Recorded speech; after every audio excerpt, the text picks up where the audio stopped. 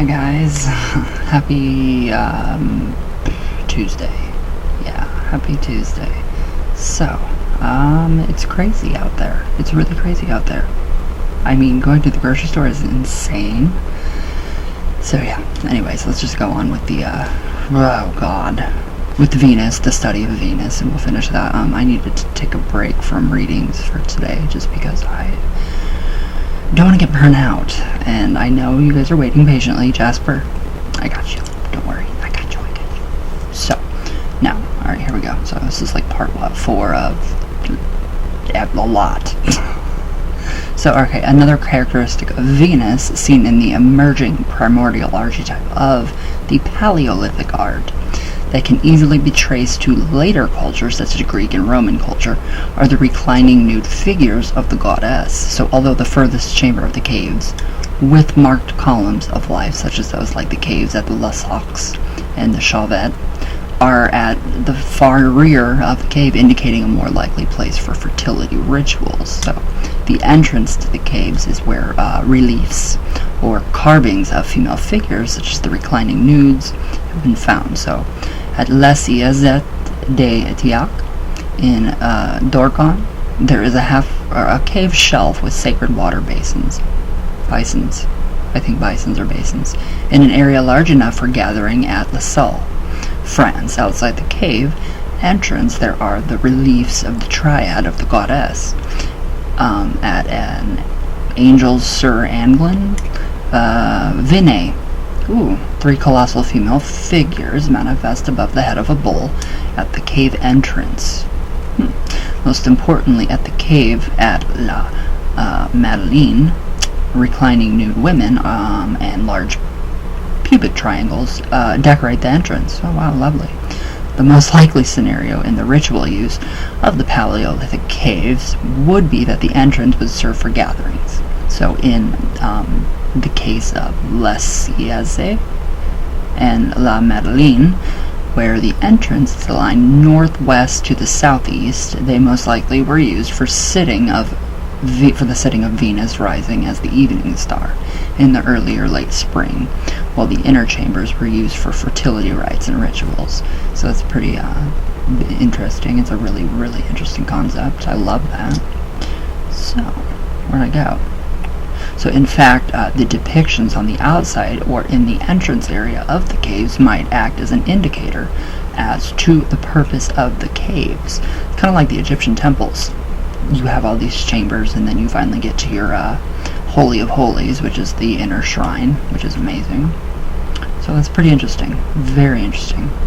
Alright, now at the entrance of La Madeleine, Tarn, which is some 50 miles south of Lascaux, on either side of the rocks, are 2 reclining nude figures that seem to lie upon the rocks in repose. So H. Bissac, who discovered the female reliefs, remarks that both figures lie stretched out in positions of utter repose, one arm bent and supporting the head. They rise from the rock as a foam-born Aphrodite arose from the sea. So Campbell 69. Now, according to a well-known archaeologist, Leroy Gouron, the attitude of the women reflects a nonchalant freedom. Campbell 70.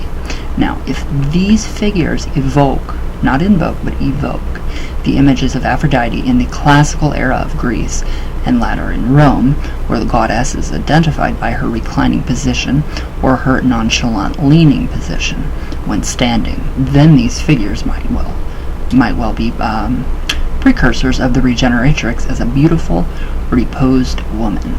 Classical statues of Aphrodite in the Agora of Athens are identified as Aphrodite because each figure leans nonchalantly against a post, a symbol of the columns of life, or the world tree.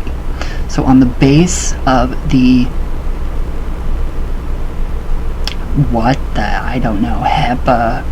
Hephaestion in the Agora, the goddess leans against a small column while cradling Eros at her side. Likewise, many of the Greek vases portraying Aphrodite's role in the marriage ceremony depict the goddess seated in a reclined position or leaning against a tree or a column.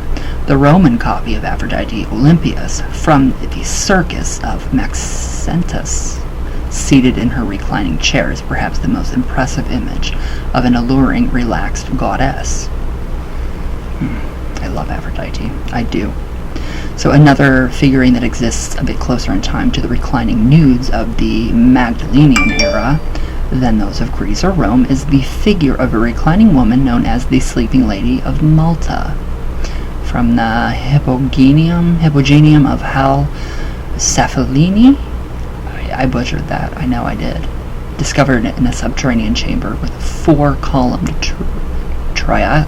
triathlon's altar.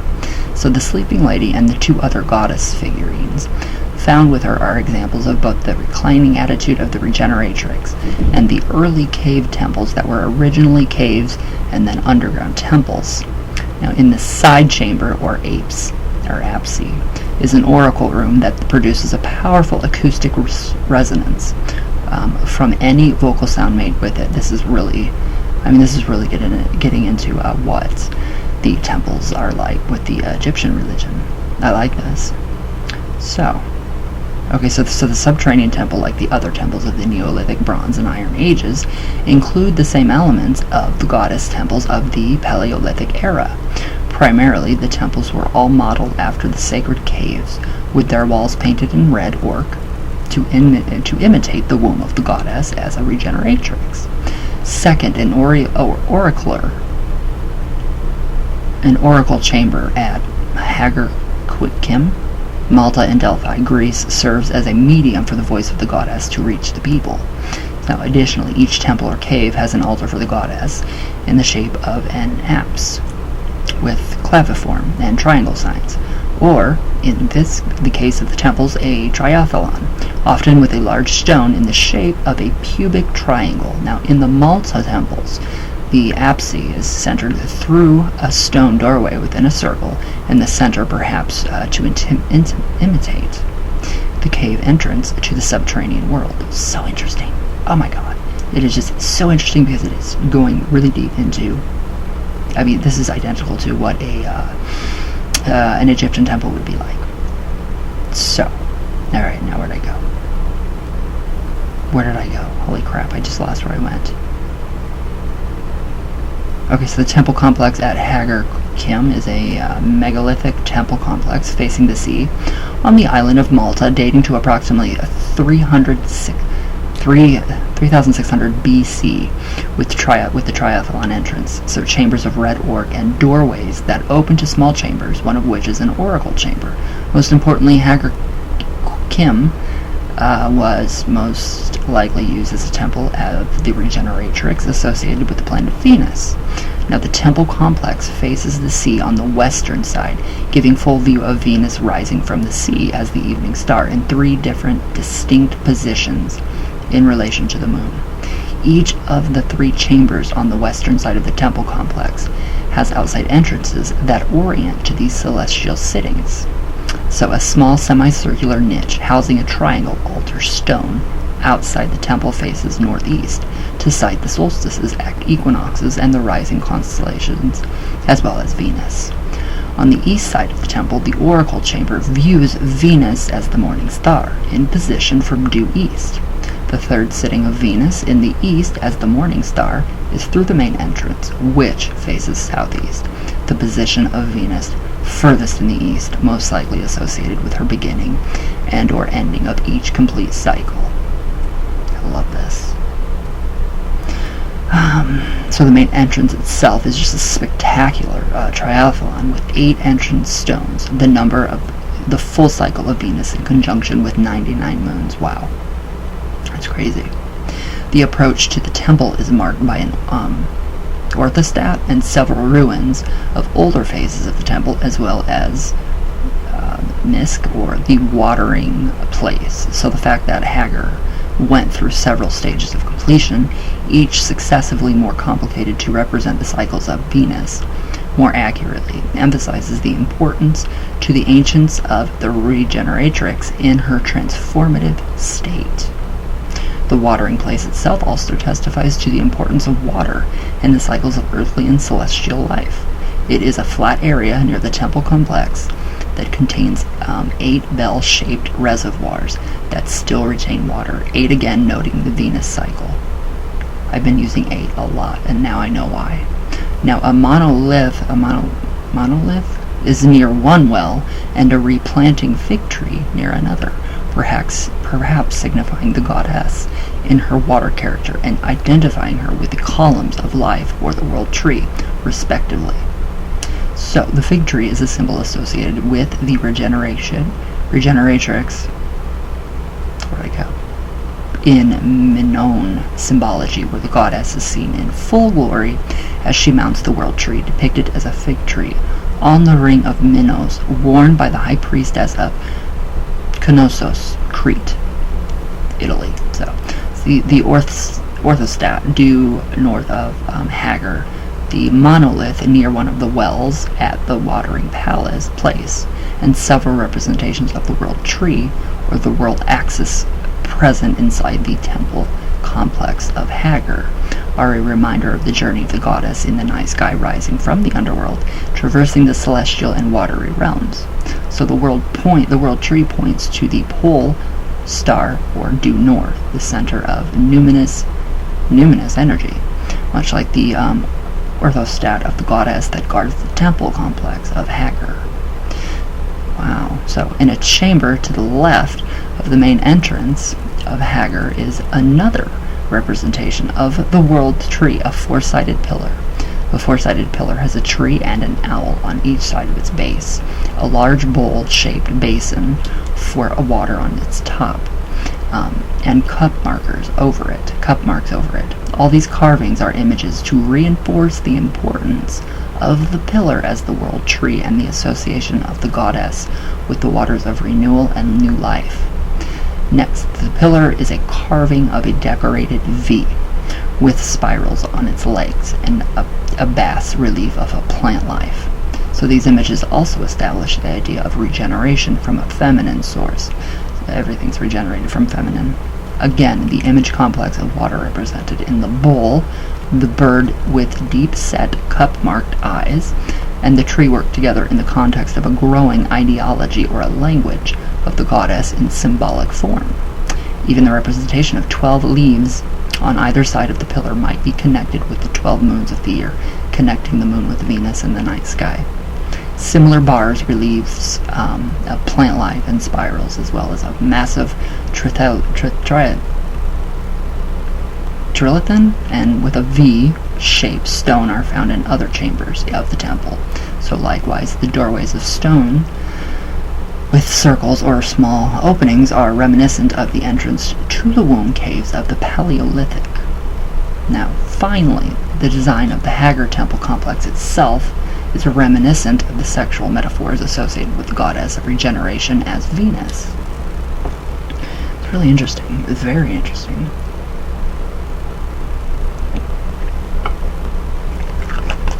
I gotta have a cigarette. I'm dying. Shoot. I'm trying not to touch my face at all. Not even with cigarettes. Not even piercings. Just to clean them.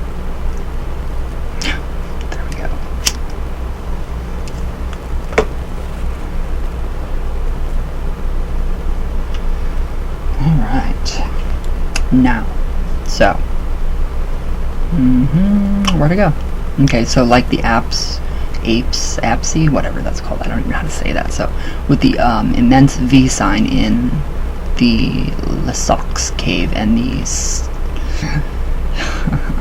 stalactite of the goddess and the aroused bull in the Chauvet cave, the temple complex of Haggar has a massive V-shaped stone in front of the trilithon altar, representing the vulva of the goddess.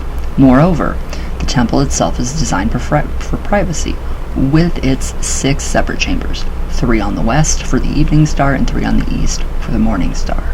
The 3 western chambers, each with a separate entrance, oriented to 3 of the positions of Venus and the moon, when Venus is the evening star. So intimates the necessity of privacy for fertility and or sexual rights. The 3 chambers on the east are also chambers of private nature. The stones used as doorways are small and separate. The eastern chambers of the temple, so moreover, the images of reclining goddesses, 4 of which were found at Haggar, only serve to add the overall image of fertility, sex relaxation, spiritual renewal, and the beauty and magnificence of the goddess in her form of the regeneratrix of life.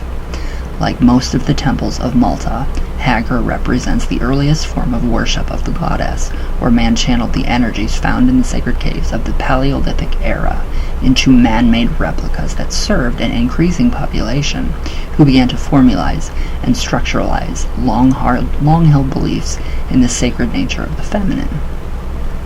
This is really interesting too, in building the auditum, the temple for your netter, your specific deity that you work with that has chosen you in the Egyptian pantheon. So for me, Isis and Thoth. And you guys have seen my Holy of Holies, my little small key cabinet that I redid. So it's pretty, yeah.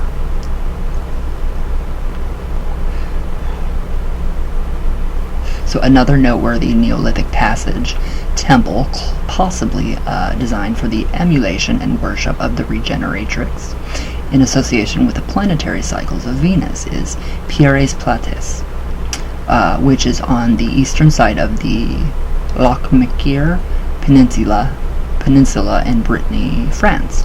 So, at Pierres Plates, the massive stones used for the roof of the chamber are on ground level. The passage temple of Pierres Plates is an underground chamber with a 120-degree angle, or tilt, or tilt like the tilt in the apse at Les Coqs. So it is an Le Coude type of dolmen, whose corridor changes direction and slightly enlarges to form a chamber, so sometimes separated from the corridor by an upright stone marked with the symbols of the goddess. Like many of the temples of Venus, such as the Temple of Haggar at Malta and the Temple of Aphrodite at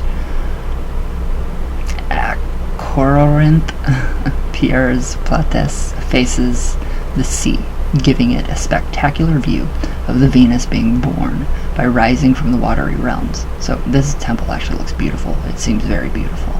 So this temple, like Haggar and the other Malta temples to the goddess, is aligned on a southeast to northwest direction, with the entrance facing southeast. So the temples of Malta are designed this way because they are shaped like the body of the goddess, where her womb opens to the southeast and her head is represented in the northwest. At Haggar, the entrance faces the southeast and the rear faces the northwest, with a broad view of the sea to cite Venus as the evening star. For the most reclusive temple chambers, the shelf at Les Azies de Thiac is also aligned with this axis, and because it is a shelf with a double view like Haggar, Venus is seen rising on both horizons. So interesting. Love it. So, this is a lot. Wow. So when the temple of the goddess, like Pierres Plates or Hal Cephaleni, is an angled passage, a subterranean chamber, or a cave, the northwest sitting is not visible from inside the structure unless there is a shaft, like the one in Les Coqs cave. So in these cases, the end chambers serve as an altar of the goddess. Now in Hal, the end chamber has an altar that is a massive triathlon structure with a V in the front of it and the Chauvet cave. So the end chamber contains a stalactite decorated with the vulva of the goddess. Now the apse or turning point to the altar is used as an oracle chamber or a private chamber in these passage temples. So in Pierres Plates, the angle contains an apse as the turning point to get back chamber decorated with the feminine signs of the goddess that, as one tourist states, get more exotic the further you get into the monument. These chambers, which were aligned to the cycles of Venus. Note both the planet's rising from the sea and the goddess's birth from the sea, as well as its appearance in the evening sky as a symbol of beauty and fertility. In the northwest chambers, Venus reaches her most spectacular beauty in the night sky, and as the goddess, she is mounting the columns of life, or the world tree, in her epiphany through the realms of her journey. In the east, the birth of the goddess is celebrated, and in the west, the rebirth of the goddess is celebrated in the passage of temples. In the passage temples. In the passage temples, yes. So wow, this is pretty interesting. So we will actually go on with this tomorrow. So it's pretty, I mean, that's very interesting stuff. I love it. I love all this information about the goddess, especially Venus. So yeah, what do you guys think? It's just very curious. It's very intriguing, and just the temples and the way that, you know, the ancient, the Neolithic, and the Paleolithic, and, you know, the Iron Age, and, you know, the Greek, and the, you know, the Roman aspects of her, and then we have her in, you know, the Egyptian aspect, which would be Isis, and just it's insanely closely related. So I am now drawing points from what I practiced. Well, it's a mix of traditional witchcraft with, you know, what Haggar, the Egyptian faith. Then it just, I can draw those, you know, those lines, those connections, and just everything seems to be really good. I mean, really, really good. It's crazy. It's really crazy. It's cool. So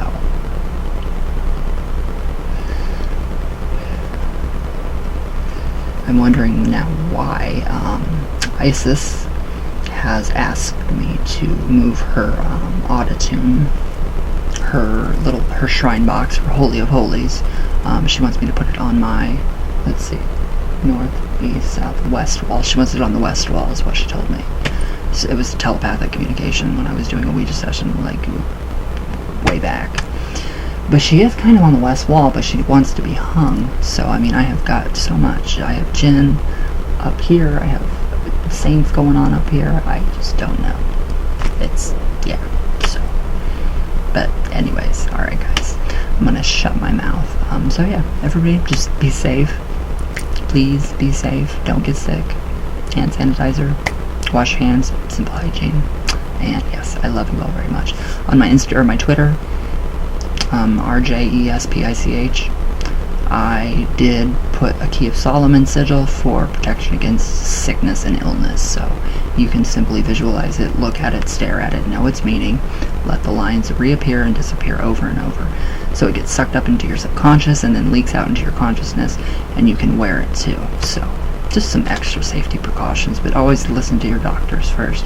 Doctors first, always. Magic comes later. So just little tips. So, but yeah, alright guys, I love you all the way from Venus, of course, all the way back down. And I will see you all tomorrow for Witchy Wednesday. So, Jasper, I will do your session tomorrow. I just need a break today because I am just stressed. So, I love you all very much, and I will see you all tomorrow.